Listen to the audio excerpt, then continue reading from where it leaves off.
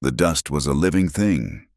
It rose from the cracked earth in lazy, yellow plumes with every step of the horse, coating the animal's tired flanks and settling in the creases of the rider's worn leather chaps. It tasted of grit and failure, a fine powder that worked its way into a man's teeth and soul. For 3 weeks, Eli had known no other flavor. The sun was a hammer, relentless and white-hot in a pale, bleached sky. It beat down on his hat, warming the crown until his scalp prickled with sweat, and it baked the plains into a hard, unforgiving surface that shimmered with heat. The only sound was the rhythmic plodding of his horse, the creak of old saddle leather, and the incessant, high-pitched hum of cicadas that vibrated in the very air he breathed. It was the sound of emptiness. Eli's world had shrunk to this. The wide, endless horizon that had once promised freedom now felt like the rim of a cage. He was a man hollowed out. The drought that had killed his cattle and withered his corn had taken his ranch next, swallowing it whole in a cloud of dust and debt. Then it had taken his hope, leaving behind only this slow, weary pilgrimage toward nothing in particular. He was searching for work, for a meal, for a reason to keep the sun on his back and the ground beneath his feet. His horse, Bess, was all he had left of that other life. A sway-backed mare with ribs showing, but a heart that still beat steady and true. She was as tired as he was. His eyes, narrowed against the glare, scanned the horizon. They were the color of faded denim, etched at the corners with lines carved by sun and sorrow. He was not an old man, but he was no longer young. The West had a way of aging a man quickly, scouring the softness from his face and leaving behind something hard and enduring, like rock. His hands, resting on the saddle horn, were calloused and scarred, the knuckles thick. They were hands that knew work, that had built fences and roped cattle and held a wife's soft fingers in the quiet of the night. The memory came and went like a phantom limb, an ache where something vital used to be. He pushed it down, back into the dusty box where he kept all the things that hurt too much to look at in the light of day. Late in the afternoon, when the shadows began to stretch like long, skeletal fingers across the plains, he saw it. At first, it was just a smudge against the horizon, a slight disruption in the monotonous line where earth met sky. As he drew closer, it resolved into the shape of a farmhouse, a barn, and a few withered trees clinging stubbornly to life. It was a place that looked much like he felt, hanging on by a thread. The paint on the house had been scoured away by wind and sun, leaving the wood a silvery, splintered gray.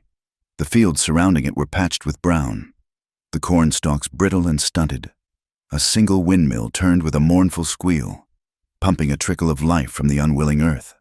It was a picture of struggle, but it was also a sign of human presence, and that was enough.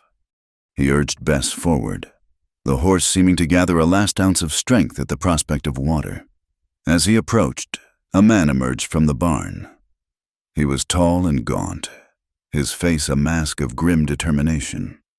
He wiped his hands on his trousers and watched Eli's approach with an air of profound suspicion. This was not a man who welcomed strangers. "Afternoon," Eli said, his voice raspy from disuse. He swung a leg over the saddle and slid to the ground, his knees aching from the long hours of riding. The farmer grunted, his eyes taking in Eli's worn-out state. The skinny horse, the dust that clung to him like a second skin. "What do you want?" "Looking for work," Eli said simply. "Anything you got. Can mend a fence, tend a stock, bring in a harvest. Not afraid of long hours." The farmer, Mr. Whitaker, let out a dry, humorless chuckle. "Harvest? You see a harvest out here worth bringing in. The sun's cooked half of it on the stalk." He gestured to the brittle fields. "But the other half needs pulling before it turns to dust completely. I'm short a hand. I'll work for food and a place to sleep," Eli offered. "For myself and the horse." It was the offer of a desperate man, and they both knew it. Mr. Whitaker studied him for a long moment, his gaze sharp and assessing. He was a man who had been cheated by the land, by the sky, and likely by other men. His trust was a coin he had long since spent, but his shoulders slumped with a weariness that matched Eli's own. He was tired of fighting this battle alone. "The barn," he said, nodding toward the weathered structure. "There's a clean stall. You can have hay for a bed. Food's at the house when the day is done. Work starts at sunup." "Thank you," Eli said, the words feeling heavy and strange in his mouth. It was then that he saw her. A figure had appeared on the porch of the farmhouse, standing half-hidden in the shadows of the eaves. A young woman, her form slender in a simple calico dress. She stood perfectly still, one hand resting on the porch column, watching them. It was his daughter, Clara. She did not smile or wave. She just watched, her face a pale oval in the gloom, her expression unreadable from this distance. There was a stillness about her, the quiet posture of someone used to waiting, used to observing the slow, unchanging rhythm of her own life. Eli felt her gaze on him, a silent, neutral pressure. He gave a slight nod in her direction, a gesture of acknowledgement, but she offered nothing in return. She simply watched as her father turned and walked back toward the barn, and as Eli led his tired horse toward the well. The first few days fell into a pattern of sweat and silence. Eli rose before the sun, the cool, pre-dawn air a brief respite from the heat to come. He worked alongside Mr.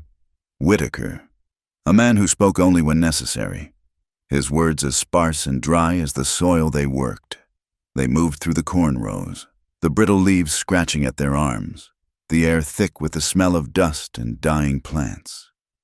Mr. Whitaker was a hard man, driven by a bitter pride that refused to let his farm die, even when it seemed the world was conspiring against him. His grief for his wife, Eli suspected, had hardened into a general resentment for everything.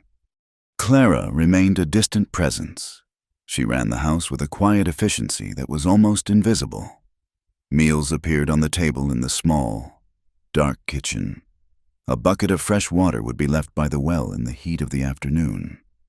She moved with a practiced economy of motion, her footsteps soft on the wooden floors of the house he was not invited into. Their first real interaction came on the third day. Eli was mending a section of fence at the far end of the property. The wires rusted and snapped. The sun was at its peak, and the heat was a physical weight. He worked with his head down, the rhythmic motion of stretching the wire and hammering the staples a familiar comfort. He heard the faint crunch of footsteps on the dry grass and looked up. It was Clara, carrying a metal dipper of water. Her hair, the color of sun-dried straw, was pulled back from her face, but small wisps had escaped to cling to her damp temples. Her face was flushed from the heat, and her eyes, a startling shade of clear blue, regarded him with a caution that bordered on fear. "Father said you might be thirsty," she said, her voice softer than he'd expected. She held the dipper out to him. "Much obliged," he said, taking it from her. For a fraction of a second, his calloused fingers brushed against hers. Her skin was cool. It was a fleeting, insignificant touch, but it sent a strange jolt through him, a sudden awareness of another person's warmth in a world that had felt cold and empty for so long. She pulled her hand back as if stung. He drank the water in long, grateful swallows. It was cool and tasted of the deep earth. When he was done, he handed the dipper back to her. "Thank you, ma'am." She took it, her gaze dropping to the ground. "It is no trouble." She lingered for a moment, as if there was something more she wanted to say, some question she wanted to ask. But the silence stretched, and the cicadas filled the space between them. Finally, she turned and walked back toward the house, her back straight, her steps measured. Eli watched her go, the image of her cool, blue eyes staying with him long after she had disappeared inside. The tension began to build in these small, unspoken moments. It was in the way her eyes would meet his for a second too long across the dinner table before she looked away, a faint blush rising on her cheeks. Mr. Whitaker sat at the head of the table, eating in stony silence, oblivious to the quiet current passing between the other two. Eli ate at the far end, a respectful distance away, feeling like an intruder in their somber world. The evenings were the worst. After the meal, Mr. Whitaker would sit on the porch in his rocking chair, staring out at his failing fields, a man counting his losses. Clara would busy herself with mending or cleaning inside, but Eli, sitting on a crate outside the barn, was acutely aware of her presence just 100 feet away. He could see her silhouette moving past a lamplit window, a shadow of a life he could only guess at. He could feel her loneliness. It radiated from her like heat from the parched earth. It was in the way she looked at the horizon, the same way he did, as if searching for an escape. He saw the restlessness in her, a spirit that did not belong in this silent, dusty prison her life had become. Her father's bitterness was a cage, and this dying farm was its bars. She was polite, dutiful, and quiet, but beneath the surface, Eli sensed a deep well of unspoken longing. He recognized it because he felt it himself. The long, silent evenings were when his own ghosts came to call. The memory of his wife, Sarah, of her laughter filling their small cabin, of the warmth of her body next to his in the cold winter nights. He had tried to be stone, to harden himself against the pain, but in the quiet of this place, with the silent, lonely girl just across the yard, the cracks in his armor were beginning to show. He found himself thinking about her more than he should, wondering what she dreamed about, what words were trapped behind her quiet lips. He told himself it was just the loneliness playing tricks on him, a man starved for human kindness seeing it where there was none. He was a drifter, a hired hand. He had nothing to offer a girl like her but more hardship. He had to keep his distance. He had to keep his head down and do the work until the harvest was in. And then he would move on. It was the only sensible thing to do. Clara, from the porch, watched the stranger who slept in her barn. His name was Eli.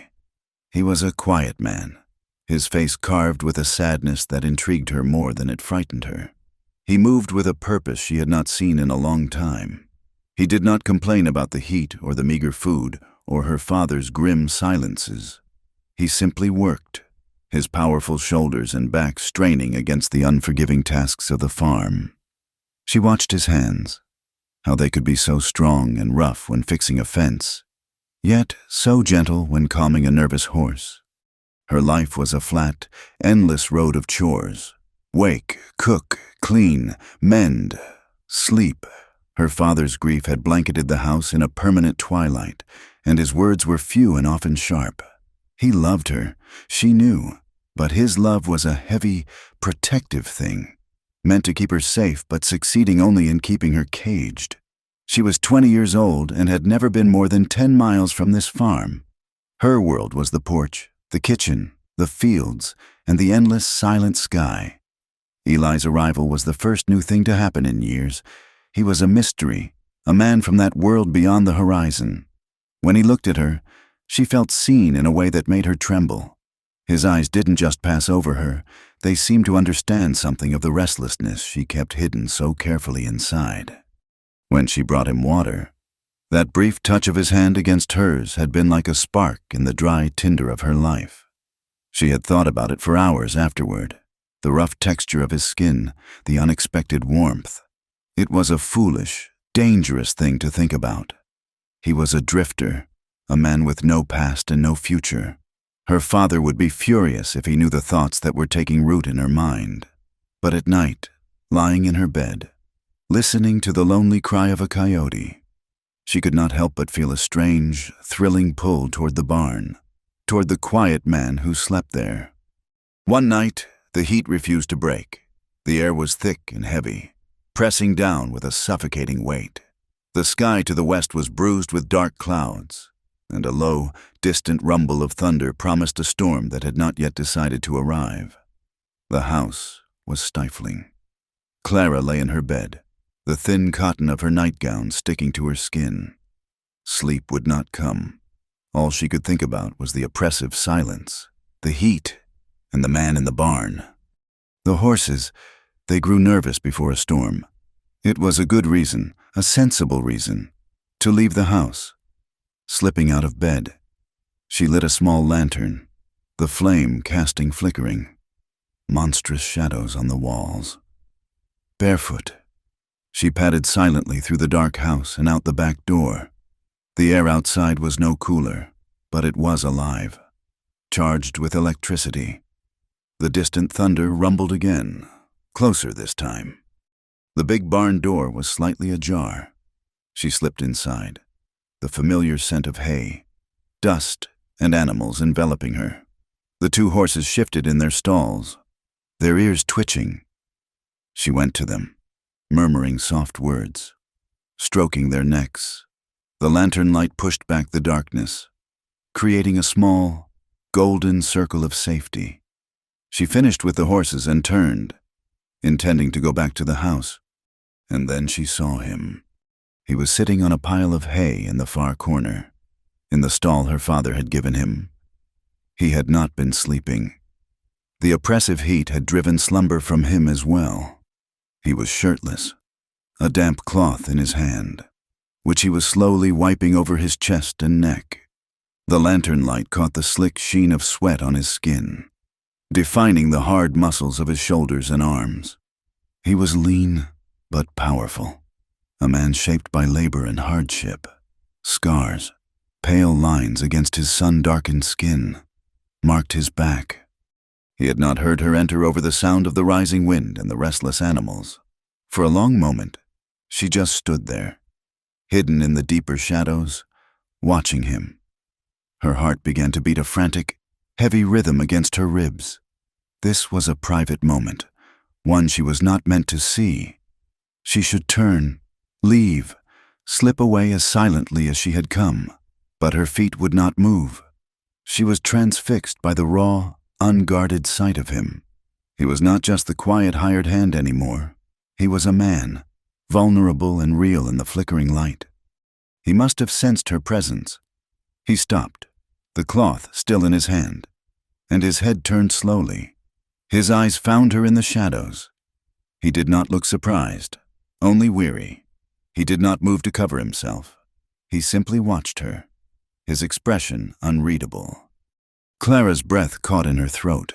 The lantern in her hand trembled, sending the shadows dancing wildly around them. The space between them, filled with the scent of hay and impending rain, crackled with a tension that was thicker than the humid air. The whole world seemed to shrink to the confines of that barn, to the space between her eyes and his. A low rumble of thunder rolled overhead, shaking the very timbers of the building. And still, neither of them looked away. The dawn broke gray and sullen, the promised storm having retreated into a humid, oppressive stillness. At the breakfast table, the air was as thick as week-old buttermilk. Clara moved with a stiff, deliberate slowness, her eyes fixed on the tasks before her, pouring coffee, setting down a plate of biscuits, fetching the molasses.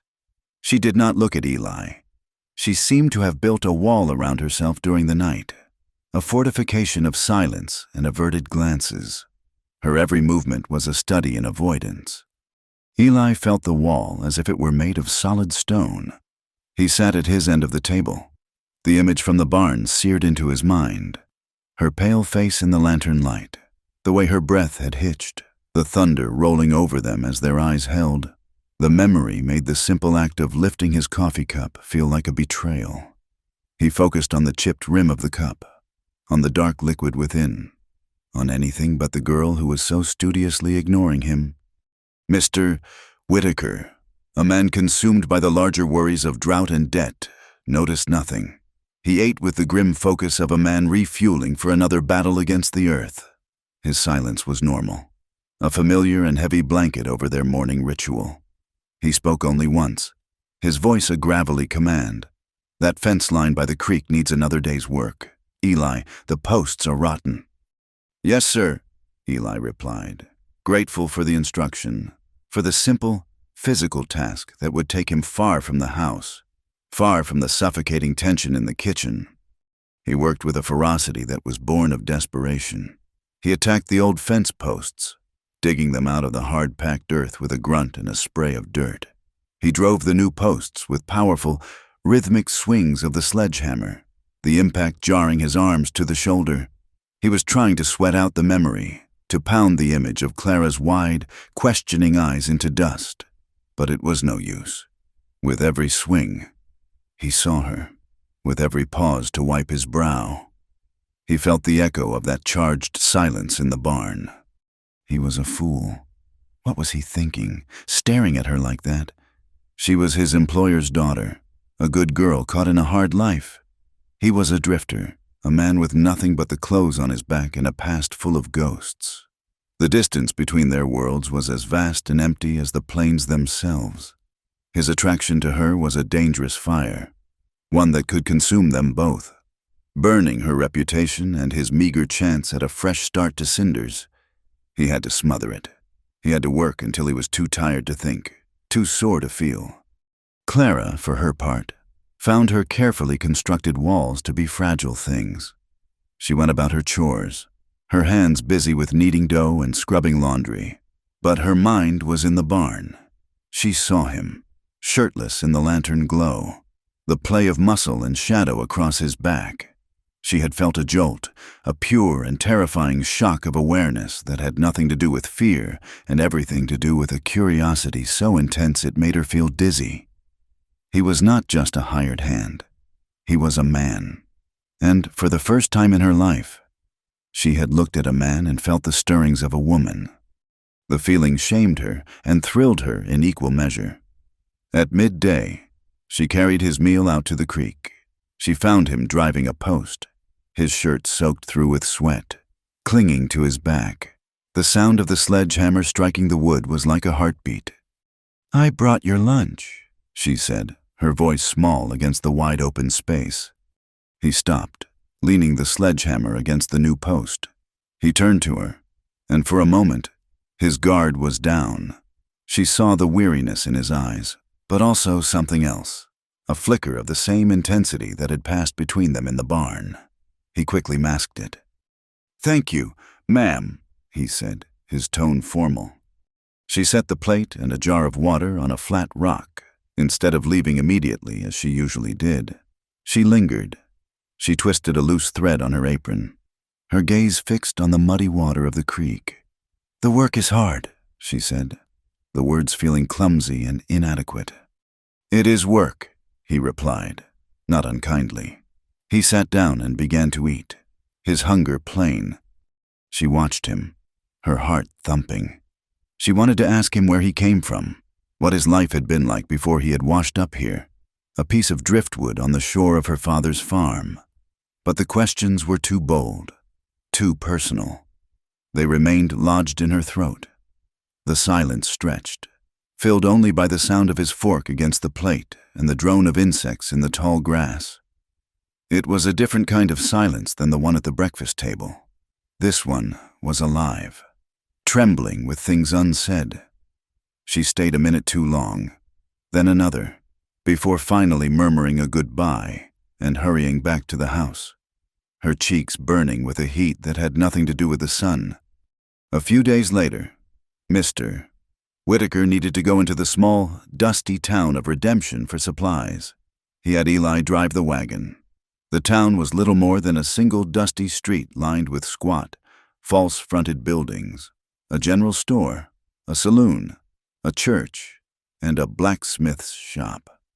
As Eli helped unload their meager bags of flour and salt, he felt the eyes of the town on him. Men sitting on the porch of the general store stopped their whittling to watch him. Women in bonnets, clutching their shopping baskets, whispered to each other behind their hands, their glances sharp and probing. He heard a snippet of their conversation as he passed a group of them. "Whitaker's place, a drifter, all alone out there with that girl." The words were like small, sharp stones. They knew nothing, but in a town this small, suspicion was as good as fact. He was an outsider, a man without a name or a history they could trace. And Clara was an unmarried girl living under the same roof or at least on the same property. He saw the way the men looked at him, a mixture of envy and contempt. He saw the way the women looked at him, their faces pinched with moral judgment. The gossip was starting, a slow poison that would inevitably find its way back to the farm. Later that afternoon, back in the relative peace of the barn, the weight of those judging eyes pressed down on him. He was mending a piece of harness, the familiar task, usually a comfort.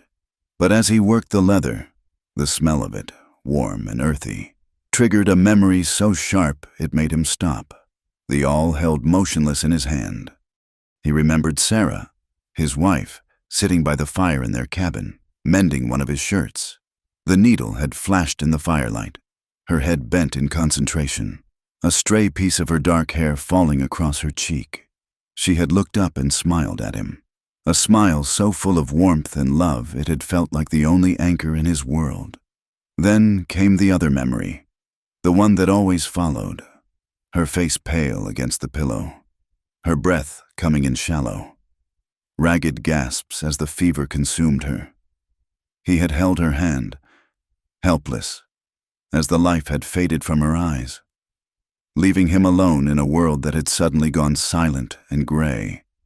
He had not known a woman's touch since. He had not allowed himself to. The grief was a wall he had built around his heart, and for years it had held firm.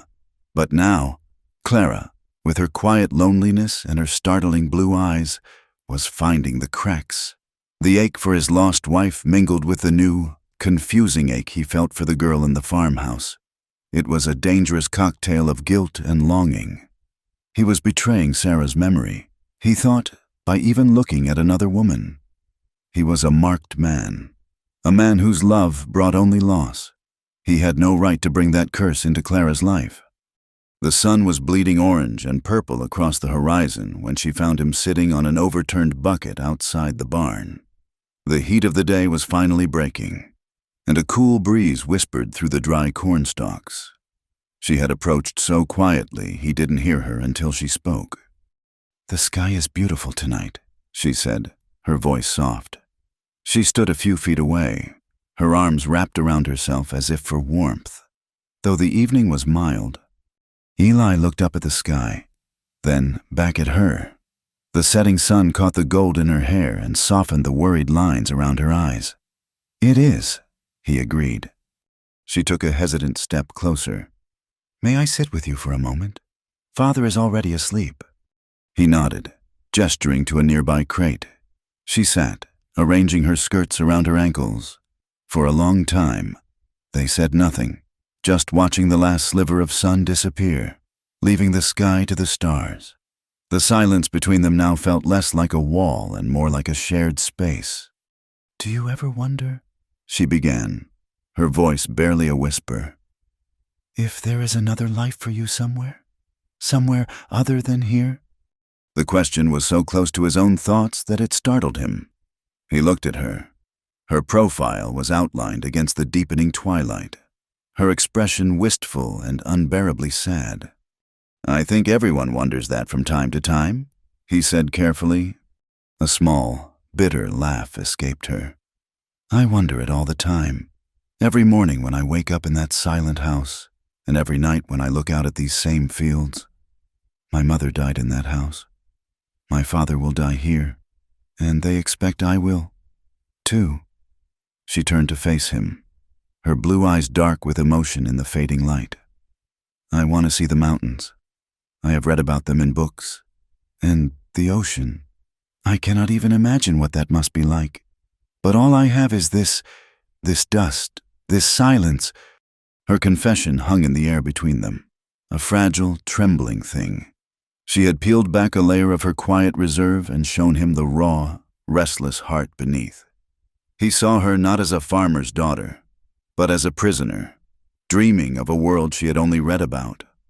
"This life is hard," he said, his voice low and rough with an empathy he couldn't hide. "And it is not for everyone." "But there is nothing else for me," she said, a tear tracing a path through the dust on her cheek. "A girl like me, with no mother and a poor father." "I will marry a local farmer." if any will have me, and I will move from this dusty farm to another one just like it. My whole world will be the distance between my house and the church in redemption." She wiped the tear away with the back of her hand, a gesture of angry frustration. "I'm sorry. I should not be burdening you with this." "It is no burden," he said, and he meant it. For the first time, he felt something other than just attraction or pity for her. He felt a deep, profound connection to the yearning in her soul. He, too, was a prisoner of his past, wandering a landscape of loss. They were two lonely people, trapped in different ways by the same unforgiving land.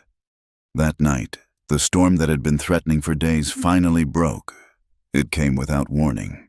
A sudden, violent assault of wind and rain. The sky, which had been clear and full of stars, was swallowed by a furious blackness. Lightning cracked overhead, illuminating the yard in brief, terrifying flashes, followed instantly by a crash of thunder that shook the farmhouse to its foundations.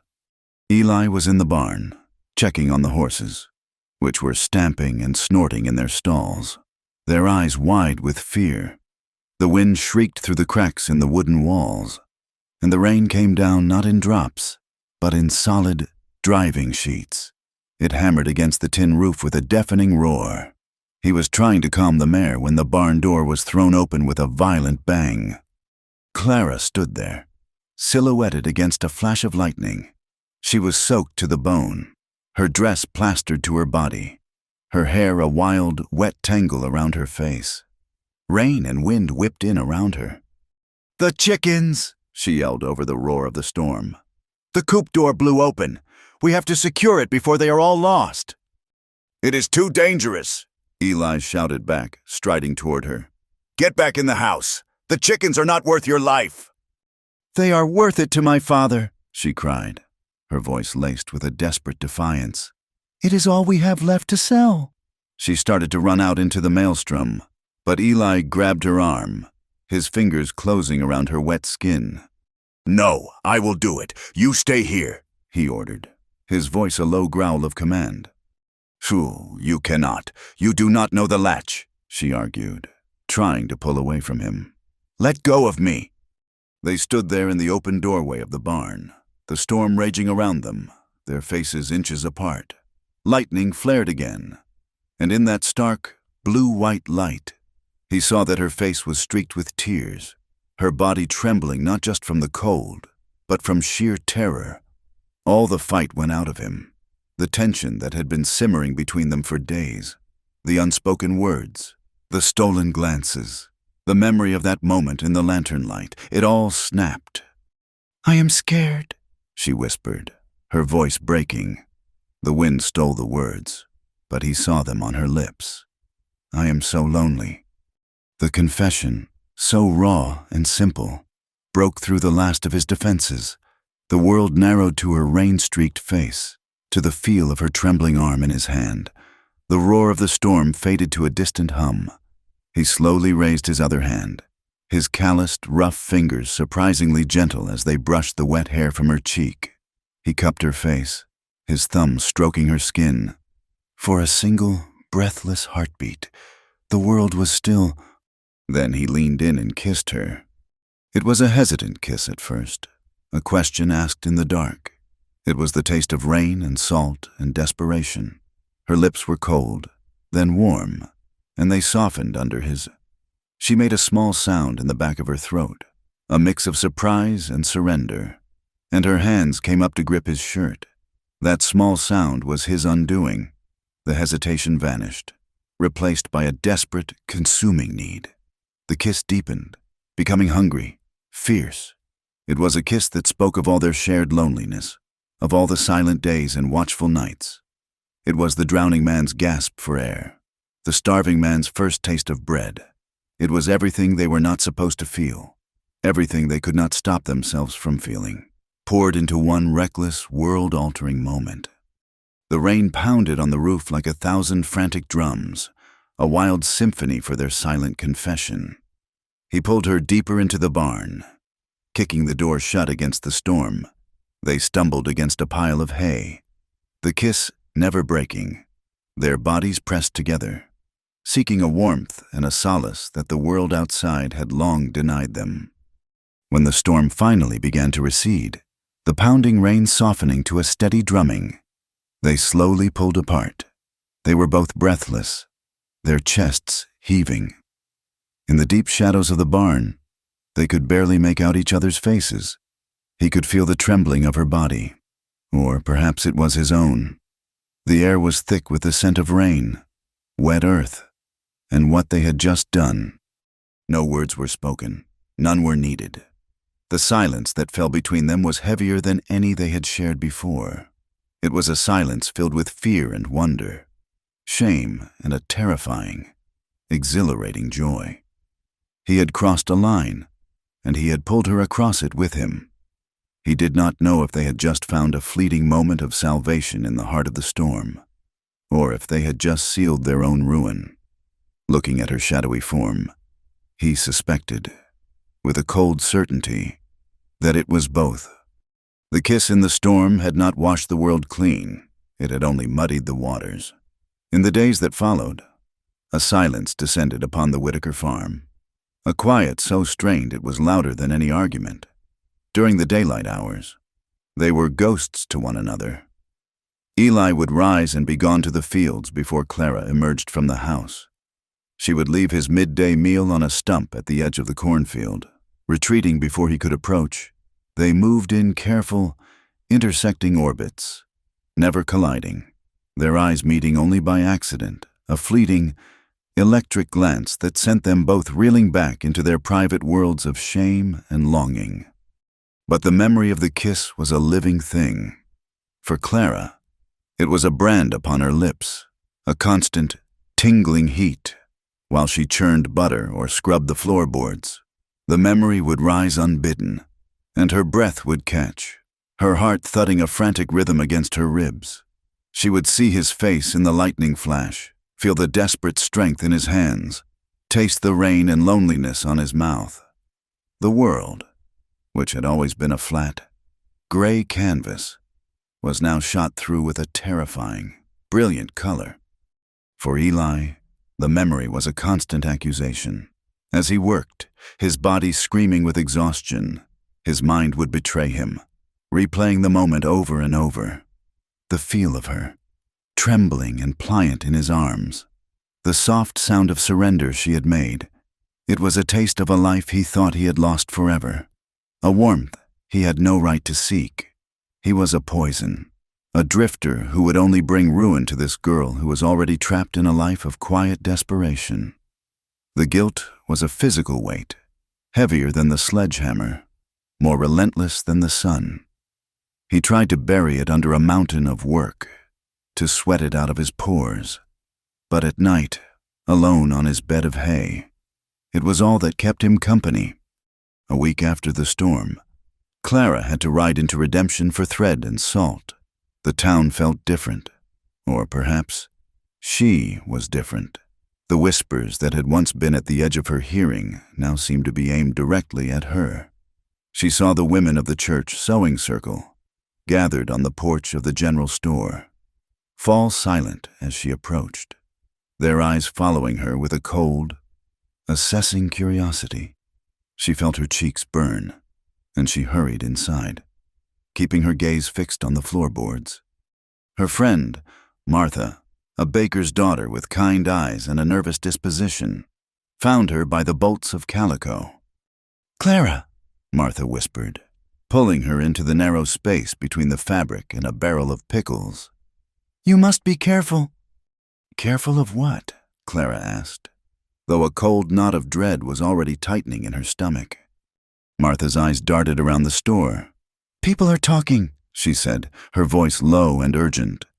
"They say your father has hired a drifter, a man with no history, and they say he is living in your barn." She looked at Clara, her expression a mixture of fear and pity. "You know how people are. A young woman, alone out there with her father and a stranger. It is not proper. Your reputation. Clara, it is all a woman has." The words were meant as a kindness, a warning from a friend. but they felt like stones being hurled at her. Reputation, propriety, they were the bars of her cage, and she had never felt them so keenly. "He is a hired hand," Clara said, her voice sounding thin and defensive to her own ears. "Nothing more. Father needed the help." "I know," Martha said, squeezing her arm. "But it does not matter what is true. It only matters what people choose to believe." She leaned closer. "Sheriff Miller was asking about him, asking if anyone knew where he came from." The cold knot in Clara's stomach turned to ice. She finished her shopping in a daze, the weight of the town's judgment heavy on her shoulders. The ride home was long, the familiar landscape now seeming hostile and menacing. Every rustle in the grass, every shadow on the road, felt like a prying eye. The pressure inside the small farmhouse was building from another direction as well. Her father's health, always fragile, was beginning to fail more noticeably. A persistent cough that had plagued him for years was worsening, becoming a deep, rattling thing that shook his entire frame. One evening, as he sat at the dinner table, a violent fit seized him. He bent over, his body convulsing, and when he pulled his handkerchief away from his mouth, Clara saw a bright, terrible stain of red against the white cotton. Her heart stopped. "Father!" He crumpled the handkerchief in his fist, his face pale and slick with sweat, but his eyes were blazing with a fierce, angry pride. "It is nothing," he rasped, his voice a ragged whisper. "Just a tickle in the throat." "We must get the doctor," she pleaded, her hands trembling as she reached for him. "No," he snapped, pushing her hand away. "I will not have that old fool poking at me and charging me for the privilege of telling me I am dying. I have work to do." He pushed himself up from the table, swaying for a moment, and stalked out to the porch, where he stood staring into the darkness, his shoulders hunched against the world. Clara stood frozen in the kitchen. The sight of the blood burned into her vision. The farm was failing. Her father was dying, and the town was whispering her name like a curse. She felt a wave of despair so profound it threatened to drown her. She was utterly, terrifyingly alone. Except for him. The thought was a betrayal, but it was also the only lifeline she could see. Eli, seeing the old man's decline, had quietly shouldered more and more of the work. He was up earlier, in bed later, his movements economical and tireless. He repaired the roof of the chicken coop, rehung a heavy gate that had been sagging for months, and spent 2 days clearing rocks from a small patch of land Mr. Whitaker hoped to plant with winter wheat. He did it all without being asked, his silence a steady, supportive presence against the backdrop of her father's rasping cough. Clara knew he was doing it out of a sense of duty, but she also knew he saw her father's weakness and his guilt. She saw it in the way he avoided her eyes, in the tense set of his jaw. He was trying to atone for the kiss, for the secret that lay between them, by pouring his strength into the very farm that was her prison. He was trying to protect her and her father from the consequences of what they had done. The thought made her ache with a feeling so complicated she could not put a name to it. A few nights later, the loneliness became an unbearable physical pain. Her father had gone to bed early, his coughing echoing through the thin walls of the house. Clara sat in the kitchen, the silence pressing in on her, the weight of her choices, her fears, and her impossible desires crushing the air from her lungs. She thought of Martha's warning, of the blood on her father's handkerchief, of the long, empty years stretching before her, and she thought of Eli, just 100 feet away, a solitary flame in her vast darkness. She could not stop herself, driven by a force she no longer had the will to fight. She slipped out the back door, barefoot, her thin nightgown a pale shimmer in the moonlight. The cool, damp earth felt shocking against the soles of her feet. She moved across the yard like a moth drawn to a lantern, her destination inevitable. The barn was dark and silent, save for the soft sounds of the horses shifting in their sleep. She found him in his corner, not sleeping, but sitting with his back against the wall. staring out the open hayloft door at the star-dusted sky.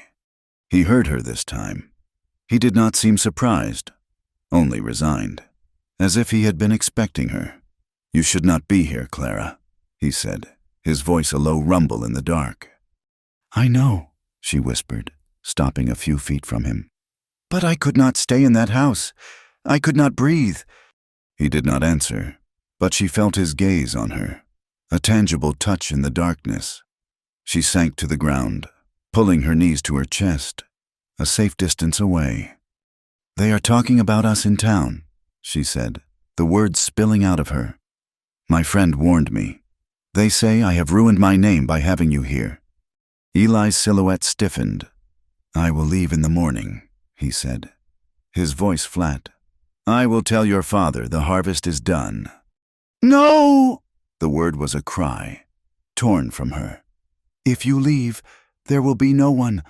My father, he is sicker than he lets on. The work will kill him.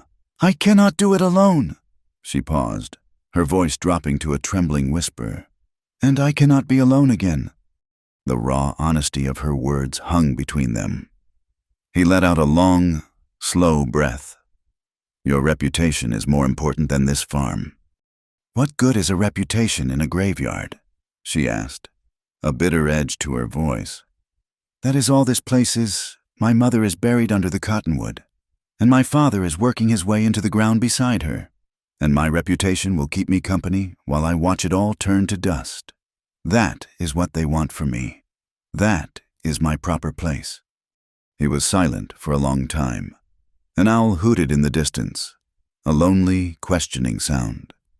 "Before you came," she continued, her voice softer now, almost dreamy, "every day was the same.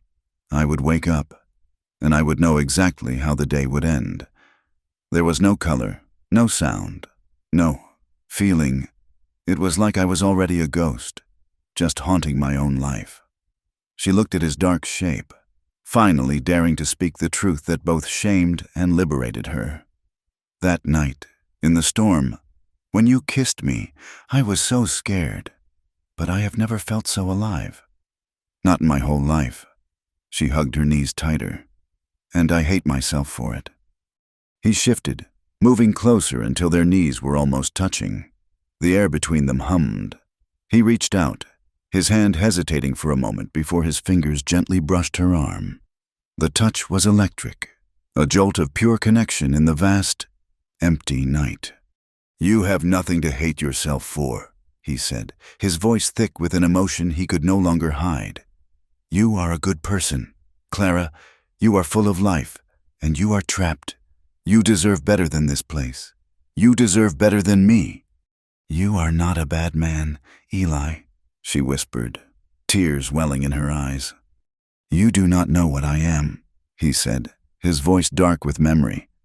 "I had a life before this, a wife, a home, and I lost it all. I am a man who brings ruin. Everything I touch turns to dust." The confession settled over them, a final, shared secret. He was broken, and she was trapped, and in their shared desperation, they found a perilous solace. Her tears began to fall, silent tracks of shame and longing. He did not pull his hand away. Instead, his fingers tightened gently on her arm, a silent promise that, at least for this one night, she was not alone. The need for comfort, for simple human warmth, overwhelmed them both. She leaned into his touch, and his other arm came around her, pulling her against his side. He was solid and warm, and he smelled of hay and hard work and the clean night air. She rested her head on his shoulder, her body trembling with the force of her emotions. His hand moved to her back, stroking it in slow, soothing circles. Their world was reduced to this single, fragile point of contact. There was no farm, no town, no dying father. There was only the sound of their own breathing, the frantic beat of their hearts, the rustle of hay, and the hoot of a distant owl. It was a world of breath and heartbeat, and for a few stolen hours, it was enough. Dawn came too soon. a pale, gray light filtering through the cracks in the barn walls. Clara stirred against him, the spell of the night broken by the coming day. A cold shame washed over her. She pulled away, scrambling to her feet, suddenly aware of her bare feet and her thin nightgown. "I have to go," she whispered, not looking at him. She fled without another word, her feet silent on the dusty floor. From the shadows, Eli watched her go. He watched her slip across the yard, a pale ghost in the morning mist, her dress clinging to the lines of her body. He saw her disappear into the dark house, and a profound sense of finality settled over him. He had not meant for this to happen. He had tried to keep his distance, but her loneliness had called to his own, and he had been too weak to resist. He knew, with a certainty that chilled him to the bone, that he could never undo what had been done. The next day, as the sun climbed high in the sky, Mrs. Gable, their nearest neighbor whose property bordered the Whitaker's creek, was out searching for a stray hen. She was a woman whose sharp eyes missed little and whose sharp tongue embellished the rest.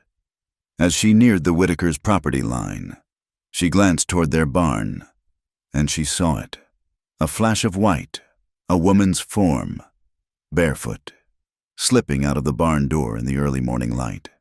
She could not make out the face from that distance, but she knew it was Clara Whitaker. And she knew what it meant for a young woman to be leaving a barn at dawn where a hired man slept. She found her hen, a triumphant smile on her thin lips. She now had a story far more interesting than a lost chicken. The story traveled through redemption faster than a prairie fire. It started as a whisper from Mrs. Gable to the blacksmith's wife, became a knowing look between patrons at the general store, and transformed into a cruel, established fact by the time the church bell rang for evening prayers. Mr. Whitaker heard it from the blacksmith himself when he went to town to have a plow blade sharpened. The man was hesitant, but under the farmer's grim stare, he relayed the rumor he had heard from his wife, who had heard it from Mrs. Gable, that the Whitaker girl had been seen leaving the drifters' quarters at dawn. Mr. Whitaker said nothing. He paid for the blade, his face a mask of stone, and drove the wagon home in a thunderous silence. When he arrived, Eli was washing his face and arms at the pump. The day's work done, Clara was on the porch, shaking out a tablecloth. The old man climbed down from the wagon, his movements stiff with a cold, terrifying rage. He walked directly to Eli, his eyes burning with a fury so intense that Eli took an involuntary step back. "They are talking in town, Mr. Whitaker said, his voice low and shaking with heartbreak and rage. "They are saying my daughter's name. They are saying your name. They are saying it together." He looked from Eli's suddenly pale face to his daughter, who stood frozen on the porch, the tablecloth clutched in her white-knuckled hands. "They say she was seen leaving your bed in the barn." His gaze snapped back to Eli, his face contorted in a mask of betrayal. "You have been eating my food, living under my protection. I trusted you." His voice broke, thick with the agony of a father's worst fear realized. "And you have brought shame on my house. You have ruined my daughter." The old man's words hung in the air, sharp and glittering as shards of broken glass. For a heartbeat, the world stood still. There was only the sound of the wind sighing through the eaves of the barn and the frantic, guilty thumping of Eli's own heart. He saw Clara on the porch, a statue carved from fear, her face a white mask in the twilight. He could not deny the charge, not the truth of it. He could not lie and defile the memory of what had passed between them in the barn, no matter how wrong it was. Before Eli could form a word, "Mr. Whitaker lunged. The man was old and sick, but his rage gave him a terrifying, wiry strength. His first blow, a clumsy, open-handed slap, caught Eli across the face, the crack of it sharp and loud in the quiet yard. Eli stumbled back, the sting bringing tears to his eyes. "Father, no!" Clara screamed, the tablecloth dropping from her hands as she ran down the porch steps. Her cry was like gasoline on a fire. You stay out of this, Whitaker roared, his voice cracking. He turned his fury back on Eli. You filth! You ate at my table! You took my wages! He swung again, this time with a closed fist. It glanced off Eli's shoulder. Eli raised his hands, not to fight back, but to shield himself. He would not, could not, strike the old man. It was not his fault, Clara sobbed, trying to grab her father's arm. It was me. Ah, you see? Whitaker bellowed, shaking her off, his face purple with a grief that was indistinguishable from rage. You see what he has done. He has turned you against your own father. He has filled your head with wickedness. He grabbed a stout piece of kindling from the woodpile near the porch. He advanced on Eli, his eyes wild. I took you in when you were nothing but dust on the road. The first blow with the wood caught Eli on the ribs, a sickening thud that stole his breath and sent a spear of fire through his side. He doubled over with a grunt of pain. I gave you shelter. Another blow landed across his back, hard enough to make him see stars. Stop it! Please, you will kill him! Clara was hysterical now, pulling at her father's shirt, but he was lost in his own storm of shame and betrayal. He has brought a stain on this house that will never wash out. Whitaker raised the club again. I will leave, Eli gasped, forcing the words out through the pain. I will leave now. The old man froze, the piece of wood held high. He was panting, his chest rattling with each ragged breath. He stared at Eli, crumpled on the ground, and then his eyes found Clara's, and the fire in his gaze seemed to die, leaving behind only the gray, dead ash of despair. He dropped the wood. Get your things, he said, his voice a hollow rasp. I want you off my land by sunup. If I see your face again, I will get my shotgun. He turned without another word and stumbled into the house. His shoulders slumped not in victory, but in utter defeat. Clara stood weeping in the yard, her body shaking with violent sobs, a chasm of her father's making now separating her from the man on the ground. The dawn came cold and gray. From her bedroom window, Clara watched.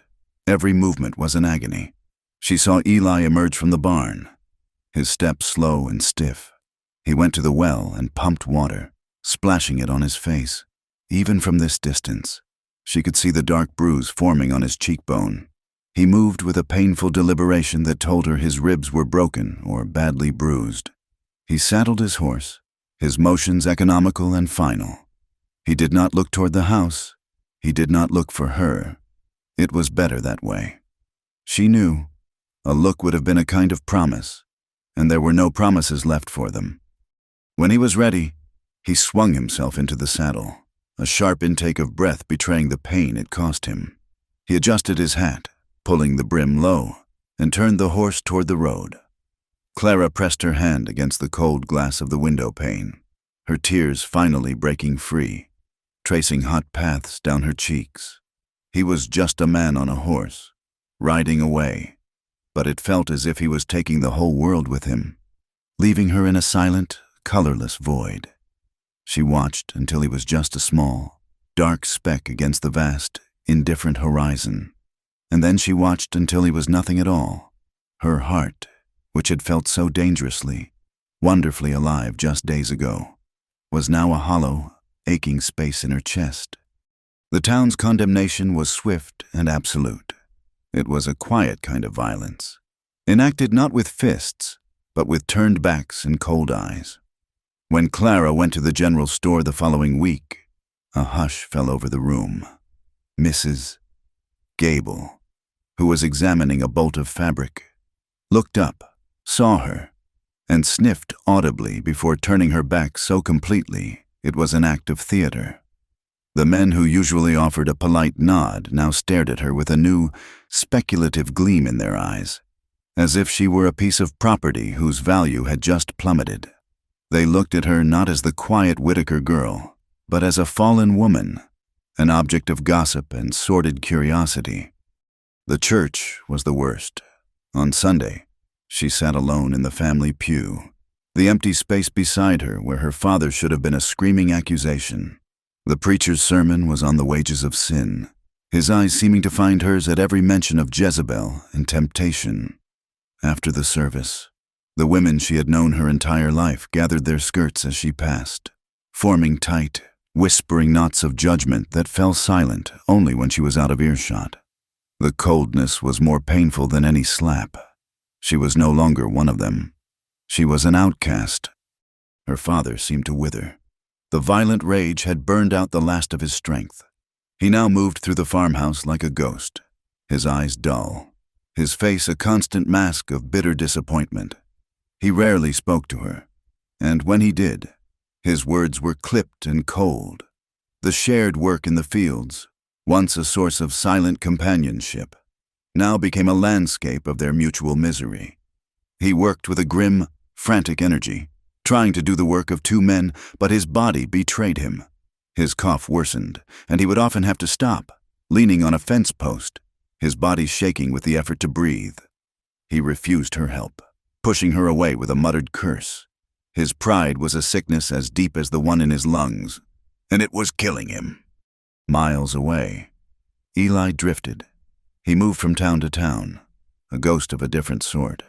He found work on a ranch near Willow Creek, then on a freight line hauling timber out of the mountains. But he could not settle. His aching ribs were a constant reminder of his failure, of the ruin he had brought down on Clara. Peace was a foreign country he could no longer find on a map. Every night, he dreamed of her. He dreamed of the barn, the air thick with the scent of hay and the coming rain. He saw her face, her eyes wide and luminous in the lantern light.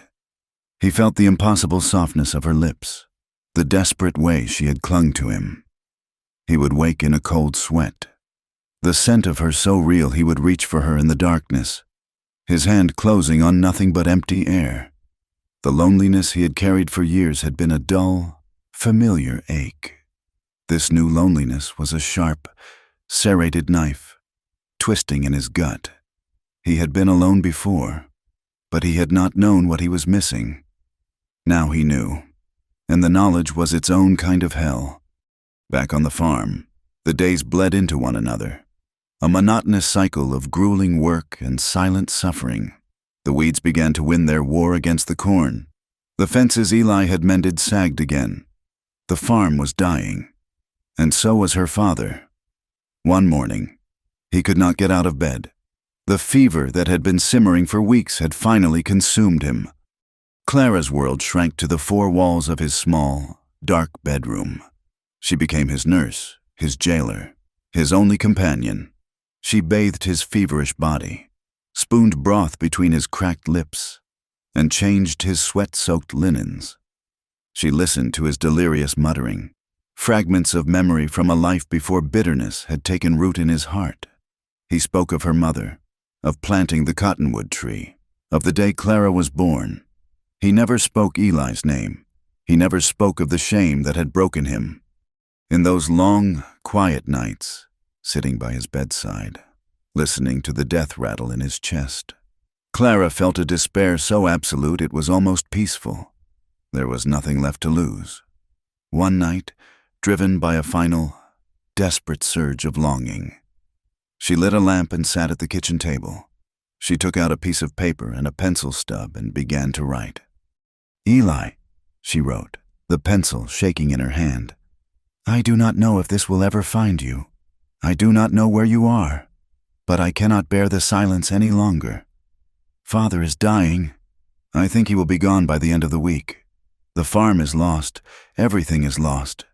When he is gone, I will be alone. The thought of it is a terror I cannot face. I was wrong to let you go. I was a coward. I know you think you brought ruin to me, but you did not. You brought me life. For a few short days, you made me feel alive. Please, Eli, if there is any way you can hear me, if this letter could somehow fly on the wind and find you, please come back. I need you. Your Clara." She read the words over, her tears falling onto the paper, smudging the pencil. Then she folded the letter carefully and tucked it into the pocket of her apron. There was no one to give it to, no address to send it to. It was a prayer whispered into a hurricane, a testament to a hope that was already dead. Her father died 2 days later, just as the sun was rising.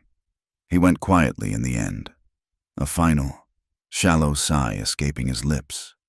Clara was holding his hand. It was cold. She sat with him for a long time as the morning light filled the room. Then she stood up, pulled the sheet over his face, and walked out of the silent house. She did not go to town. She would not suffer their pity or their morbid curiosity. She took the shovel from the barn and went to the cottonwood tree where her mother was buried. The ground was hard and rocky. It took her the entire day. Her hands blistered and then bled. But she did not stop.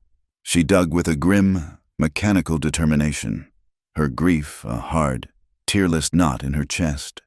When the hole was deep enough, she went back to the house, wrapped her father in his best quilt, and somehow, with strength she did not know she possessed, dragged him on a sled to the grave. She filled it in, patting the earth down with the back of the shovel. She found a flat stone and laid it at the head of the new mound of dirt. She did not say any prayers. Her heart was empty of them. That night, she did not go into the house. She could not bear its silence, its ghosts. She sat on the overturned bucket outside the barn, the same place she had sat with Eli that one evening, and watched the sun go down. The sky was on fire, streaks of brilliant orange and deep, bloody purple. It was beautiful and terrible, a final, cruel flourish at the end of a world. The farm was a wreck. The fields were choked with weeds, and she was the sole inhabitant of a graveyard. She wrapped her arms around herself, a thin, lonely girl against the vast, coming darkness. She was watching the colors fade from the sky when she saw it. A shape, far down the road, a figure walking, not riding, a dark silhouette against the last of the sun's fire.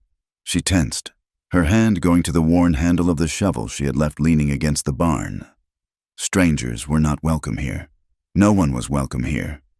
The figure kept coming, its pace steady and weary. As it drew closer, the shape became more familiar. The broadness of the shoulders, even slumped in exhaustion. The long-legged stride, even though it was slow and shuffling. Her heart, which she thought had turned to stone, gave a painful, hopeful leap. It could not be. It was a trick of the light, a phantom conjured by her grief. But the figure kept walking, out of the sunset and into the twilight of the yard. He stopped about 20 feet from her, and she could see him clearly now. It was Eli. He was gaunt, his face thin and etched with new lines of hardship. His clothes were ragged, and he was covered in a thick layer of dust, as if he had walked 1,000 miles.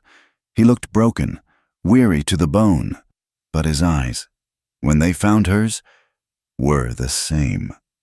They were filled with a sorrow and a longing that mirrored her own. They simply stared at each other for a long moment, the whole world holding its breath. The first tear slipped down Clara's cheek, then another. She did not move. He took a slow step toward her, then another. "I heard," he began, his voice a dry, dusty rasp. "In the last town, a traveler said Old Man Whitaker had passed." He stopped in front of her, his gaze taking in her tear-stained face, the fresh grave under the tree, the ruin of the farm. "I came as fast as I could." She could not speak. She could only shake her head, the tears coming faster now, a flood of all the grief and loneliness she had held inside. "Clara," he said, his voice thick with pain. "I am so sorry." He looked around at the desolate farm. "I did this, all of it." "No," she finally managed to whisper. "It was not you. It was dying already.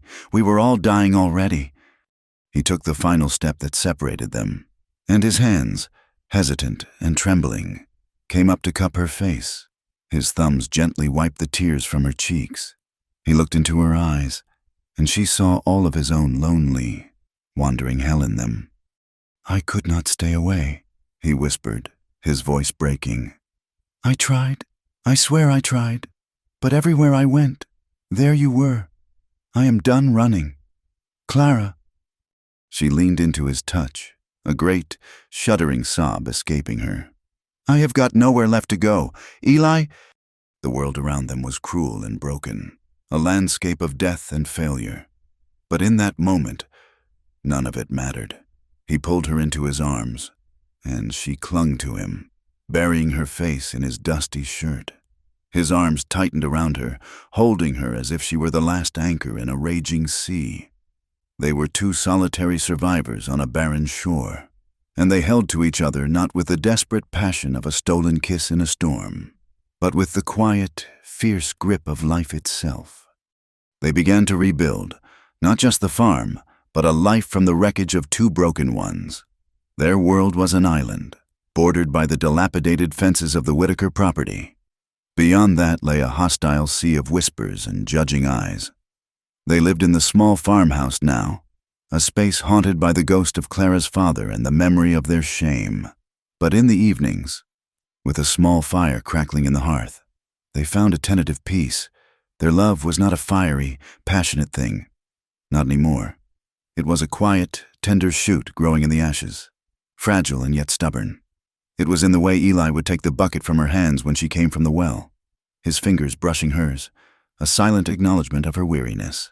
It was in the way she would mend the tears in his worn shirt, her stitches small and neat, a careful act of devotion. The first winter was a long, slow battle against starvation. The meager harvest was not enough. They lived on dried corn, salted pork, and whatever rabbits Eli could snare. There were days when hunger was a dull, constant ache in their bellies, and the cold seeped through the cracks in the walls, a relentless, invisible enemy. They learned to share everything, a single blanket, the warmth of their bodies in the narrow bed. The last of the coffee grounds boiled a second time. Their conversations were quiet, spoken in the dark, confessions of old pains and small, flickering hopes. He told her about Sarah, his voice low and rough, and she did not feel jealousy, only a shared sorrow for the man he had once been. She told him about her mother, a woman she barely remembered, and the suffocating weight of her father's grief. They were mapping the barren landscapes of each other's souls, finding solace in the shared geography of loss. The outside world reminded them constantly of their exile, when they had to drive the wagon to Redemption for flour or salt, a journey they postponed until it was absolutely necessary. The town treated them as a single, leprous entity. No one spoke. The blacksmith would not look Eli in the eye. The women in the general store would fall silent and turn their backs when Clara entered. The most cutting cruelty came from their neighbors, the Gables, whose farm lay just down the road, would pass them on the way to town. Mr. Gable staring straight ahead, his wife's face a pinched mask of disapproval. They never stopped. They never waved. It was as if Eli and Clara did not exist, or worse, as if their existence was an offense. This isolation, meant to break them, only forged their bond tighter. The world had cast them out, so they made a world of their own. Eli, seeing the fear that still lingered in her from a life of helplessness, decided she would not be helpless anymore. He took down the old rifle her father had kept above the mantelpiece. "You need to know how to use this," he said one crisp autumn afternoon. Her hands trembled as she took the heavy weapon. "I have never fired a gun." "I will teach you," he said patiently. He showed her how to load it, how to sight it, how to brace it against her shoulder so the kick would not break her. His hands were gentle on hers, guiding her, his body a warm, steady presence behind her. When she finally fired at a row of tin cans on a fence post, the explosive crack made her jump, but one of the cans flew into the air. A small, surprised smile touched her lips. He taught her to ride properly, not side saddle as a lady should, but astride like a man, so she could be fast and free. He taught her how to track, how to read the signs of the land, how to be a partner, not a dependent, in learning to survive. Clara found a strength she never knew she possessed. The restless, trapped girl was being replaced by a capable, resilient woman. The hardship that was meant to crush her was instead carving her into something new, something stronger, and every lesson, every shared task, was an unspoken declaration of their commitment. They were in this together. The world had tried to tear them apart, and in doing so, had bound them inextricably. One morning, in early spring, they were out in the field, clearing the rocks from the patch of earth he had started working on before. The sun was warm for the first time in months, and the air smelled of damp earth and new life. They worked in a comfortable silence, the rhythmic clatter of stones being tossed onto a pile the only sound. Eli stopped and looked at her. She was kneeling, prying a stubborn rock from the soil, a smudge of dirt on her cheek, her hair coming loose from its pins. In that moment, she was the most beautiful thing he had ever seen. More beautiful than a sunrise, more beautiful than a field of wildflowers. She was life. She was his life. He walked over to her and knelt in the dirt beside her. He took a piece of twine from his pocket, the kind he used for mending harnesses. His hands, usually so steady, were trembling slightly. "Clara," he said, his voice husky. He took her rough, dirt-stained hand in his. "I have nothing. No money. No name to speak of. This farm is barely ours. The world thinks we are sinners. I cannot give you a fine house or pretty dresses. All I have is my 2 hands, and my heart, and they are both yours. They have been yours for a long time." He took the piece of twine and gently, carefully, tied it around her ring finger. It was not gold or silver. It was a simple, rough loop of string. "Will you marry me, Clara?" he asked, his eyes searching hers, full of a raw, hopeful vulnerability. "Will you be my wife, in the eyes of God, if not in the eyes of the town?" Tears welled in her eyes, blurring his face. She looked at the simple twine around her finger, then back at him. She saw not a drifter, not a man of ruin, but her home, her safety, her love. A smile broke through her tears, radiant and pure. "Yes," she whispered. "Oh, yes, Eli, yes." He pulled her into his arms then, in the middle of the rocky field, and they held each other as the warm spring sun shone down upon them. 2 outcasts who had found their own small patch of grace. Their happiness was a fragile, sunlit bubble. It lasted 3 days. On the 4th day, the sheriff came. He rode into the yard on a tall bay horse, his silver star glinting in the afternoon sun. Sheriff Miller was a practical man, not cruel but not kind either. He was the law, and he saw the world in shades of black and white. Eli and Clara were a shade of gray he did not like. "Eli," the sheriff said, his voice flat, not bothering with a greeting.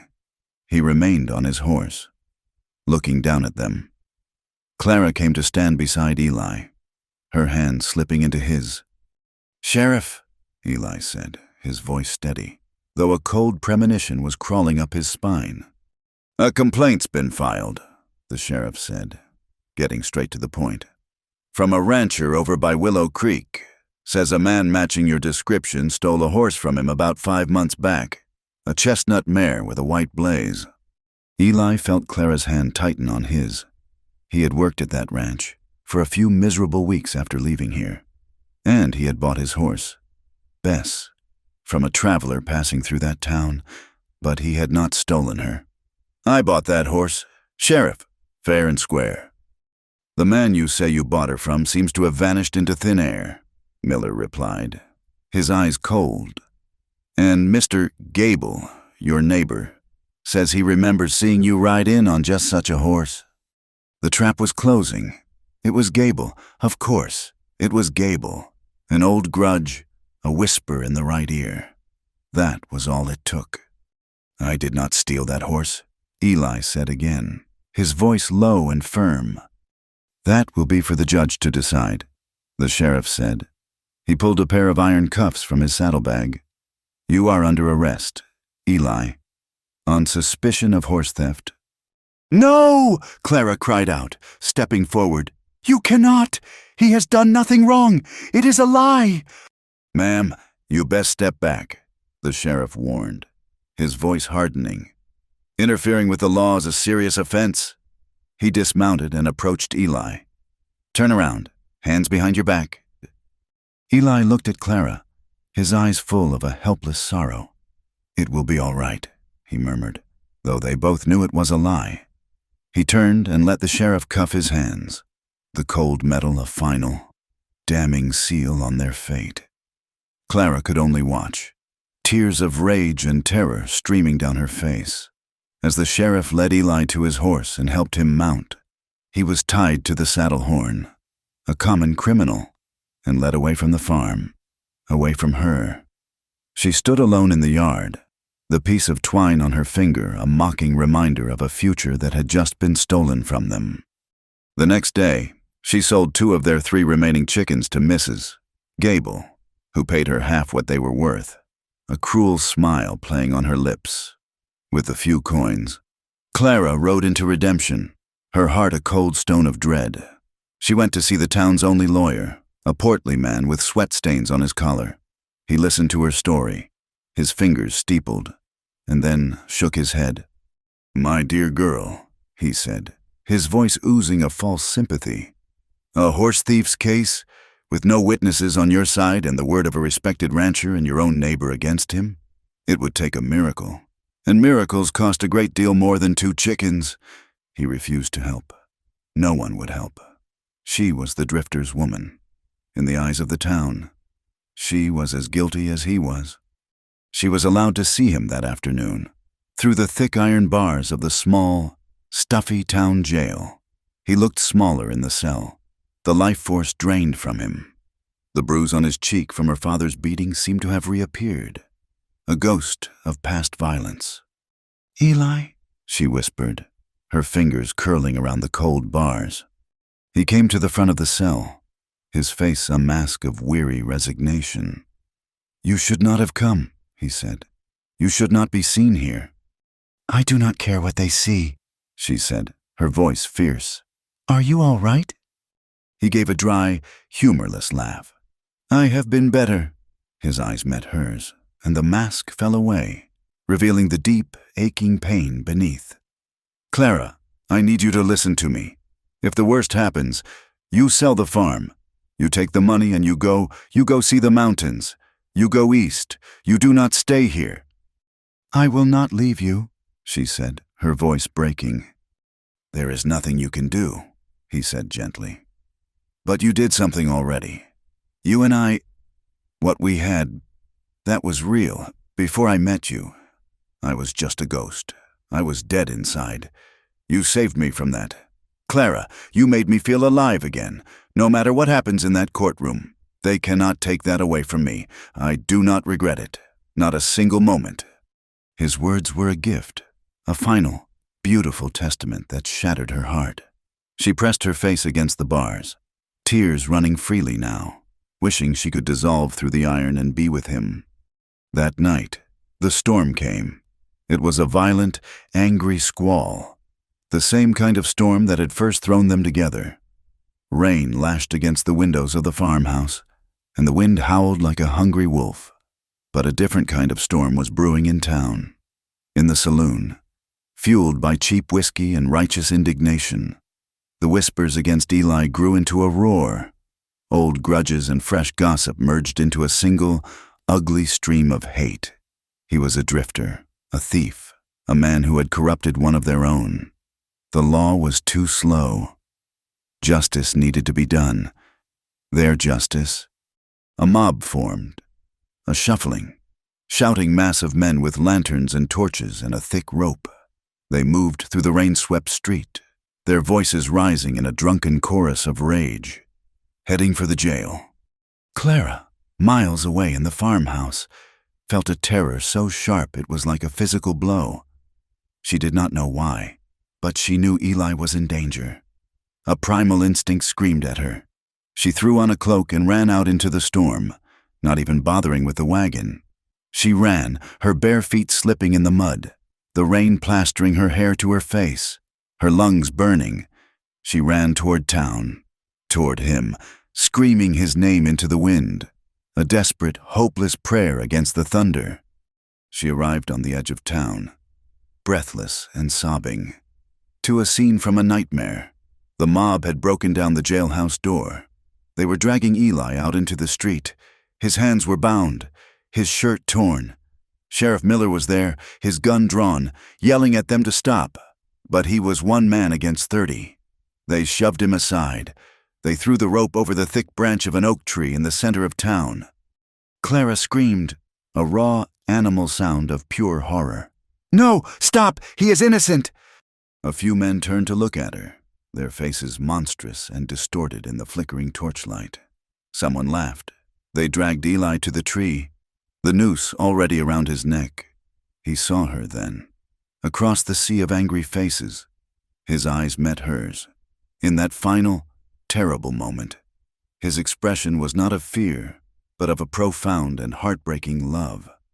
"For God's sake, men! You will all hang for this!" the sheriff roared, fighting his way back through the crowd. Just as they were about to pull the rope taut, a horse galloped into the square, its rider a slick, rain-soaked figure. It was the sheriff's deputy. He leaped from the saddle, waving a piece of paper. "Sheriff, a letter. It just came on the evening stage. A wire from the magistrate in Willow Creek." The sheriff snatched the letter, holding it up to the light of a torch, his face grim. The men paused, their bloodlust momentarily checked by the unexpected drama. The sheriff read, his expression changing. He looked up, his face pale. "It says here," he shouted, his voice ringing with authority, "that the rancher who filed the complaint has been arrested himself for cattle rustling. He was framing drifters to cover his own tracks. This letter confirms Eli's story. It says he is an honest man. Let him go, by the authority of the law. I said, let him go." The mob's fury evaporated into a confused, shuffling silence. The rope was loosened. The men who had been shouting for blood a moment before now avoided Eli's gaze, melting back into the rainy darkness, their righteous anger turning to shame. Eli stood there, trembling, the rope burns raw on his neck. The sheriff cut his bonds. He did not say a word. He just stumbled through the mud, away from the tree, away from the jail, toward the only thing that mattered. Clara ran to him, and he collapsed into her arms. He was bloodied, broken, his body shaking uncontrollably. She held him, her small frame supporting his weight, her own tears mingling with the rain on his face. She held him as if she could pour her own strength into him, as if her love could heal the brutal wounds the world had just inflicted. He buried his face in her neck, his breath coming in ragged, painful sobs. She held him tighter, her lips against his ear, her voice a fierce, desperate whisper against the receding thunder. "Don't stop!" she pleaded, her voice thick with tears and a love that was now harder than iron. "I need you. Don't you stop. I can't lose you again." The world began again with the rhythm of work.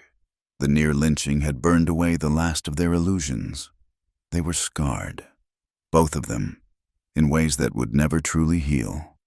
A raw, red line circled Eli's neck, a permanent necklace of hate that he sometimes touched unconsciously, his fingers tracing the memory of the rope. In the damp cold of morning, his ribs would ache with a phantom pain from her father's long-ago beating. But the deeper scars were the ones no one could see. They lived in the quiet of his eyes, in the way he would sometimes fall silent in the middle of a sentence, his gaze lost on a horizon only he could see. Clara, too, was forged anew. The soft, fearful girl had been burned away, leaving behind a woman with steel in her spine and a quiet competence in her hands. The world had shown her its cruelest face, and she had not looked away. She was hardened, yes, but the hardness was a protective shell around a spirit that remained stubbornly, miraculously gentle. It was in the way she would touch the new scar on his neck when she thought he was sleeping, her fingers as soft as a moth's wing. It was in the way she still hummed a tuneless song while pulling weeds, a small, hopeful sound in the vast silence. Together, they declared war on the decay. They started with the earth, day after day. They cleared the fields her father had let go, their hands bleeding, their backs screaming in protest. They planted new crops, rows of corn and beans, a fragile green promise against the hard, brown dirt. Eli repaired the barn, his hammer blows echoing in the morning air, each one a nail in the coffin of the past. He fixed the sagging fences, rehung the heavy gate, and rebuilt the chicken coop. They were not just mending a farm, they were mending a life, piece by painstaking piece. Their moments of peace were small and precious, found in the quiet corners of the day. They would rise before the sun, sharing a cup of coffee on the porch steps as the sky turned from bruised purple to pale rose. They would sit in a comfortable silence, the steam from their cups mingling in the cool air, watching the world wake up. In these moments, with the farm quiet and the town still sleeping, they felt as if they were the only two people on earth. Their love lived in these silences, in the shared understanding that needed no words. It was a shelter they had built for themselves, sturdy and warm against the cold memory of the world's judgment. Over time, the town's scorn, like a fire starved of fuel, burned itself out.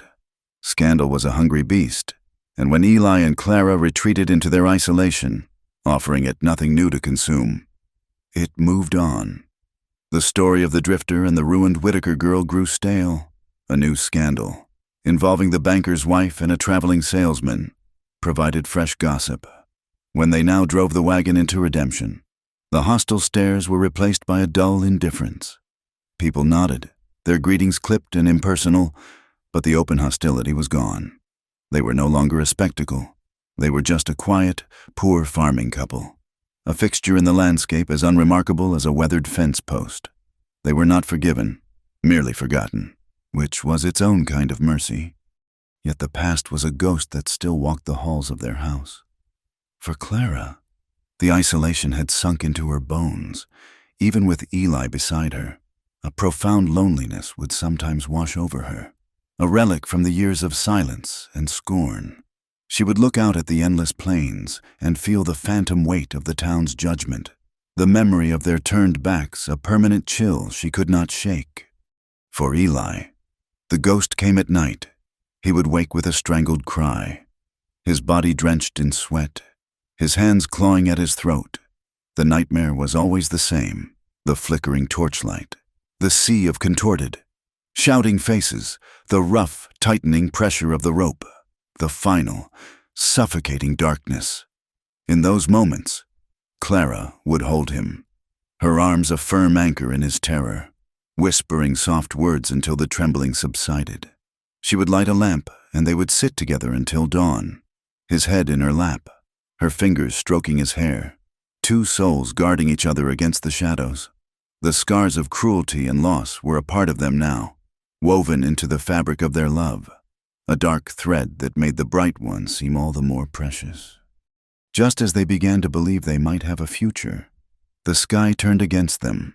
The spring rains, which had been so promising, stopped. The sun, which had been a welcome warmth, became a tyrant, a drought. The same merciless beast that had destroyed Eli's first life returned to swallow his second. The green shoots in their fields turned yellow, then brown, curling in on themselves like fists clenched in agony. The earth cracked, the well deepened, and the air grew thick with a fine, yellow dust that coated everything with a film of despair. They fought it with a grim determination. They hauled water bucket by bucket, their shoulders aching, their hands raw. They worked from sunup to sundown, their bodies weakening under the brutal, relentless heat. The farm, which had been their salvation, was becoming their executioner. The strain was too much for Clara. She had pushed her body past its limits for too long, fueled by a desperate will that her physical form could no longer sustain. It began with a dizzy spell in the field. The next day, a fever took hold. By the third day, she could not leave her bed. She lay against the pillows, her skin pale and translucent, her breath shallow. The exhaustion and the heat had broken her. Eli was seized by a cold, familiar terror. He saw Sarah, his first wife, her face pale against the pillow, her life slipping away from him like sand through his fingers. He had been helpless then, and the memory of that helplessness was a paralyzing poison. But this was Clara. He would not lose her. He refused. He became her shadow, her constant guardian. He refused to leave her side for more than a few minutes at a time. He bathed her forehead with cool cloths, trickled water between her cracked lips, and spoke to her in a low, constant murmur, as if the sound of his voice alone could keep her tethered to the world. The farm could turn to dust, the crops could wither and die. None of it mattered. Only she mattered. He sat by her bed through the long, hot days and the suffocating nights, his hand holding hers, a silent, desperate vigil against the encroaching darkness.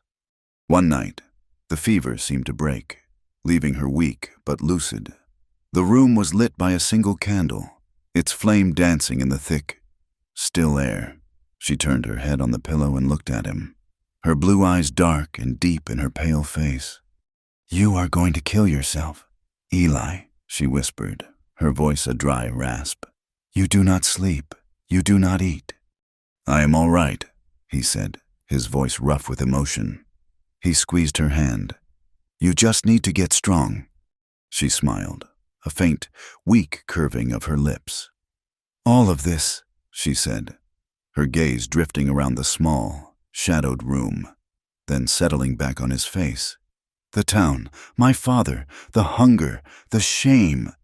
It has been so hard." "I know," he said, his heart aching. "I am sorry. Clara, I am so sorry for what I brought to you." "No," she whispered, a surprising strength in her voice. She pulled his hand closer, holding it with both of hers. "Do not be sorry. You must listen to me." Her eyes held his, clear and certain. "That love we found, even broken and shamed as it was worth every wound. It was worth everything. Before you, I was not living, I was just waiting. You made me feel alive. If I die in this bed tomorrow, I will die knowing I have truly lived, and I would not trade that for 1,000 years of quiet, easy safety." Her words were an absolution, a gift of grace that washed over his soul. The guilt he had carried for so long, the feeling that he was a curse, a man of ruin, finally broke apart and dissolved. He leaned forward, resting his forehead against their joined hands, and for the first time since she had fallen ill, he let himself weep. They were not tears of fear or despair, but of a profound and overwhelming gratitude. When he looked up, his face wet, he saw that she was crying too, silent tears tracking down her temples into her hair. He leaned in and kissed her, a kiss of infinite tenderness, of shared survival. "You are not going to die," he promised, his voice thick but firm. "I will not let you. I will not be alone again, and you will not be alone again. No matter what happens, no matter if the sky falls and the earth cracks open, you and me, that is all there is, and that is all that matters. I promise you." Perhaps the sky heard his promise. Later that night, as he dozed in the chair beside her bed, he was woken by a sound, a low, distant rumble. He sat up, his heart quickening. He went to the window and looked out. In the west, a line of dark, bruised clouds was building on the horizon, lit from within by silent, flickering flashes of lightning.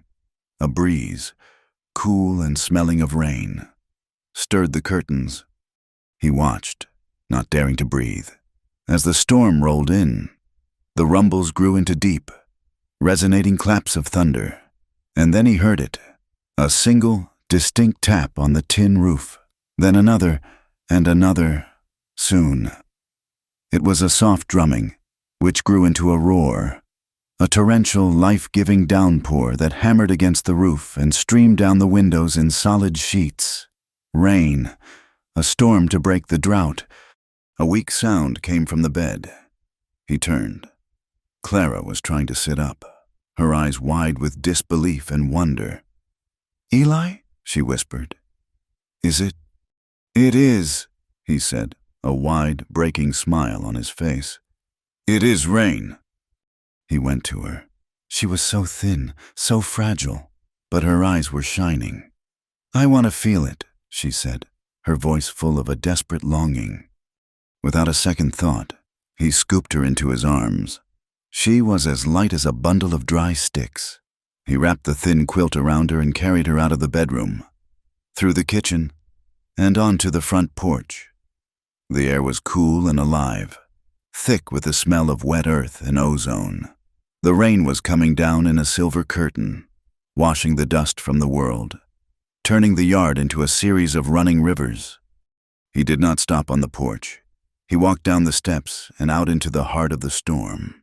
The rain soaked them instantly, plastering her thin nightgown to her body and his shirt to his back. It streamed down their faces, cool and clean. He held her tight against his chest, her face turned up to the sky. A sound bubbled up from her chest, a sound he had not heard in what felt like a lifetime. She was laughing. It was a weak, breathless sound, but it was pure joy. The rain soaked her hair, running in rivulets down her neck. But she did not care. She was alive. They were alive. He looked down at her laughing face, her eyes closed in ecstasy, and his heart felt as if it would burst. He lowered his head and kissed her, a long, deep kiss that tasted of rain and earth, and a love that had been tested in the cruelest of fires and had not been consumed. The thunder rolled in the distance, a great, rumbling applause from the heavens. The story closes not with the storm, but with the peace that follows. Dawn breaks over a world washed clean. The fields are drenched and dark, the air cool and fragrant.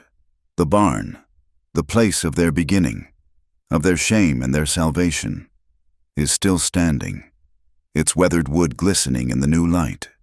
By its open door, Eli sits, his back against the frame, curled in his arms, wrapped in a dry blanket. Clara sleeps, her breathing slow and even.